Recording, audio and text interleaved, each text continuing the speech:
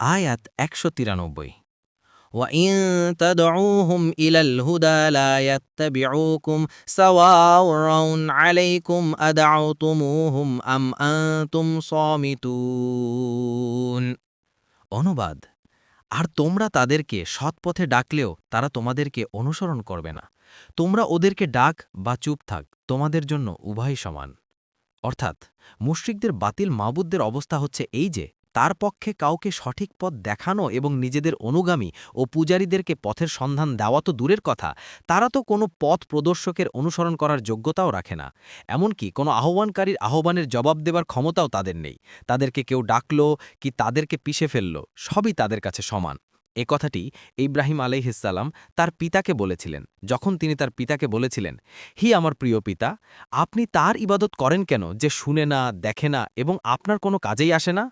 সূরা Mariam ৪২। ইবনে কাসির।